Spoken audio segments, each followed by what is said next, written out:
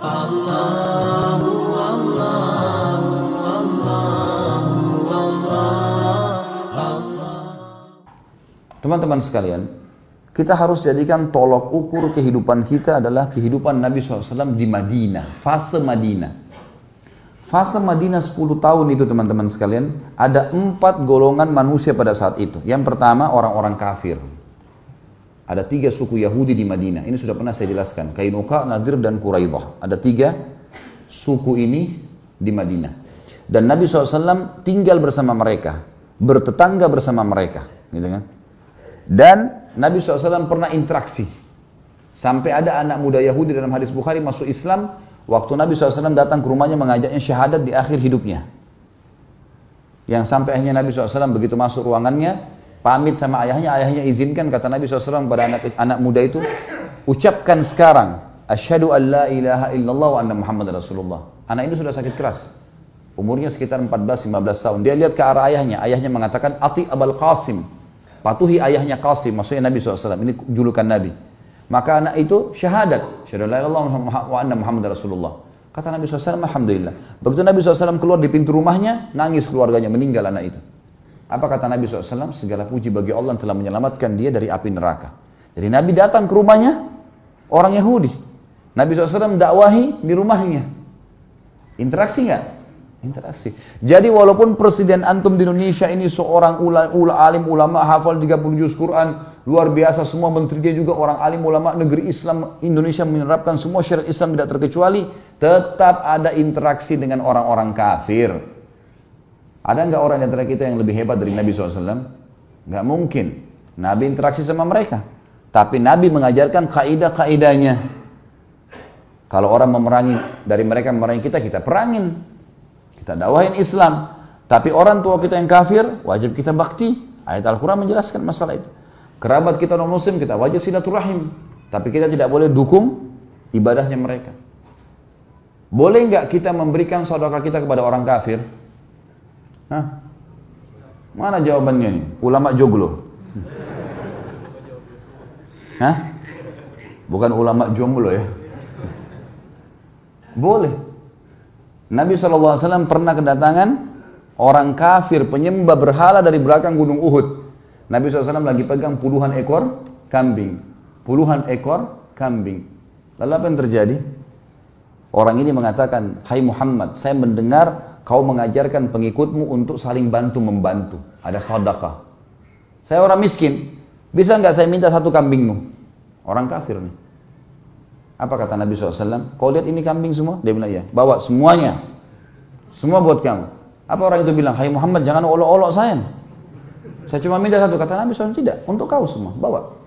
Orang ini bawa puluhan ekor kambing. Begitu masuk di pintu gerbang sukunya teriak, hai kaumku beriman pada Muhammad. Muhammad mengajarkan ajaran yang tidak membuat kita miskin. Ini lihat saya dikasih semuanya. 1 suku masuk Islam gara-gara itu. Berarti hukumnya boleh sedekah dengan orang kafir atau tidak? Boleh. Antum lihat ada orang kafir di jalan tabrakan. Kita tidak tahu dia orang kafir atau muslim. Begitu kita dekat mau bantu jatuh dari motor ternyata pakai kalung salib. Bantu nggak? Bantu. Yang tidak boleh, yang dilarang oleh agama saja. Apa itu? Tidak boleh bangun tempat ibadahnya. Tidak boleh sebarin Injil misalnya. Nggak boleh ikut ritual mereka. Kalau sakit dijenguk. Kalau sudah mati nggak boleh lagi. Selesai. Orang mati dalam keadaan kafir, putus hubungan. Ahli nar sudah. Penghuni neraka, nggak boleh lagi. Nabi Nuh alaihissalam waktu anaknya mati tenggelam, ya Allah keluargaku. Kata Allah, bukan lagi keluargamu. Perbuatan dia tidak saleh. Innahu amalun ghairu saleh. Kafir nggak bisa lagi.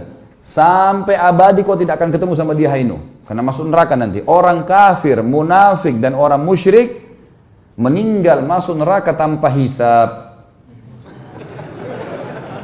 Oh iya. Memang tanpa hisab, dan ditimbang lagi amalnya kafir. Apanya mau ditimbang? Langsung digiring. Yang ditimbang itu hanya orang beriman yang fasik.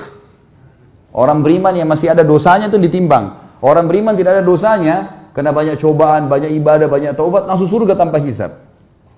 Jadi di hari kiamat ada 3 golongan tuh. Masuk surga tanpa hisab, masuk neraka tanpa hisab, dan juga dihisab dulu. Pilih yang mana antum? Bebas. Jadi interaksi sama mereka boleh. Baik. Yang kedua golongan di Madinah adalah ada orang munafik. Siapa pimpinannya? Abdullah bin Abi Salul. Namanya Abdullah. Kepala munafikin. Jadi jangan heran sekarang kalau ada orang tampil di media kita, namanya Abdullah kan, namanya Muhammad kan, namanya Yusuf, kalau lu benci Islam. Itu zaman dulu. Itu di Arab, cadar itu. Jenggot itu untuk orang Arab, bukan orang Nusantara. Dibedain. Betul, semua ini buminya Allah. Teman-teman sekalian, Islam mengajarkan kita apa? Tidak ada rasisme. Nggak ada Arab, Melayu, bule. Ini nggak ada dalam Islam. Ini cuma variasi hidup. Nggak ada itu. Itu cuma untuk membuktikan kemahabesarannya Allah. Semua ini buminya Allah. Semua kita sama. Semua yang sudah syahadat saudara muslim.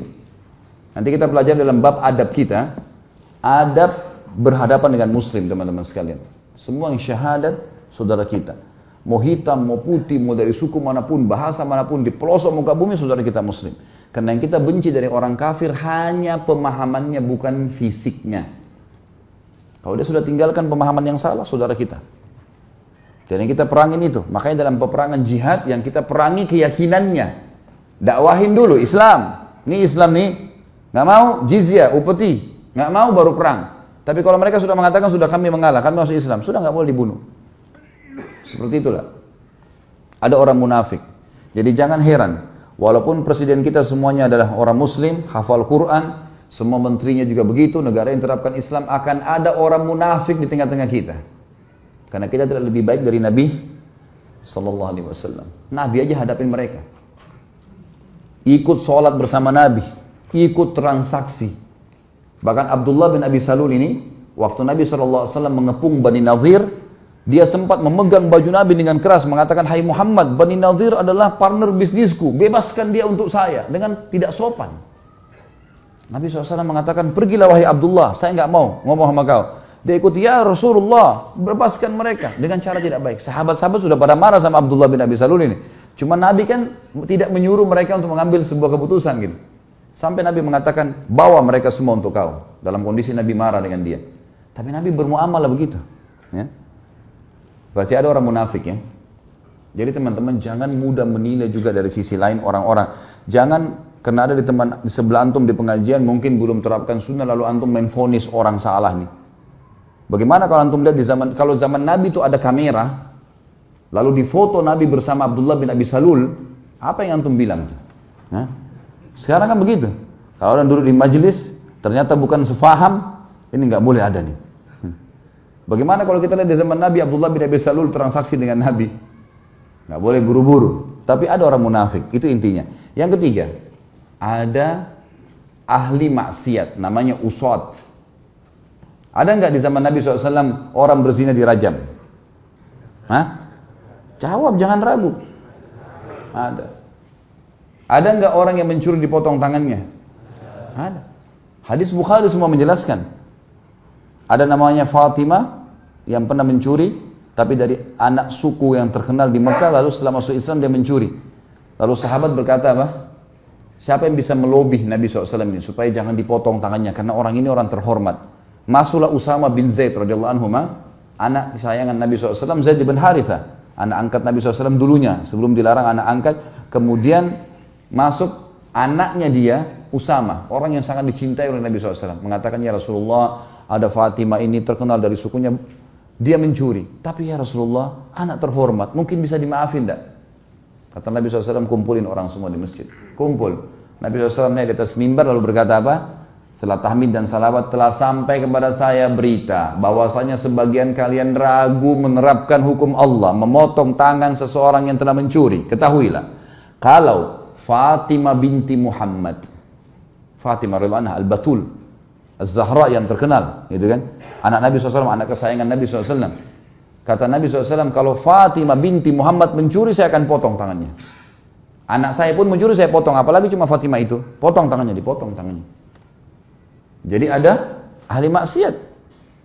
Tahu nggak di zaman Umar bin Khattab, teman-teman sekalian, kalau hukuman peminum khamr double, jadi 80 derah. Dulunya 40. Di zaman Nabi SAW 40, di zaman Abu Bakar 40, di zaman Umar jadi 80. Uthman dan Ali dikembalikan lagi 40 radhiyallahu anhum majma'in. Kenapa di zaman Umar jadi 80? Karena wilayah Islam makin luas, makin banyak peminum khamr. Dan pada saat itu pecutnya, cambukannya itu pelapa kurma. Rupanya dengan dipukul pakai pelapa kurma 40 kali, enggak kapok-kapok, mabuk lagi. Sama Umar dobelin 80, cambuk 80. Padahal Umar kita tahu tegas sekali dalam agama kan? Tapi ada peminum khamr tuh, malah tambah banyak di zaman beliau. Berarti ada ahli maksiat nih. Jadi biar presiden kita muslim, semua menterinya muslim, hukum Islam diterapkan akan ada penjahat. Makanya jangan salah-salahin sekarang, katanya Saudi terapin hukum Islam. Tapi kok masih ada orang berzina, masih ada orang dipenggal lehernya narkotika, ya di zaman Nabi aja ada. Apalagi sekarang. Benar nggak? Yang terakhir, yang keempat ada orang beriman. Dan ini yang mendominasi. Orang beriman yang mendominasi, mereka yang menerapkan hukum Allah, mereka yang mengatur. Jadi yang 3 golongan ini tidak bisa buat apa-apa. Inilah yang terjadi kehidupan di zaman Nabi SAW, dan ini terjadi di zaman kita teman-teman sampai turunnya Nabi Isa AS. Kalau Isa AS sudah turun di akhir zaman membunuh Dajjal, berbeda hukumnya. Karena banyak hadis sahih kita akan jelaskan nanti di pelajaran kita akan datang tanda-tanda hari kiamat.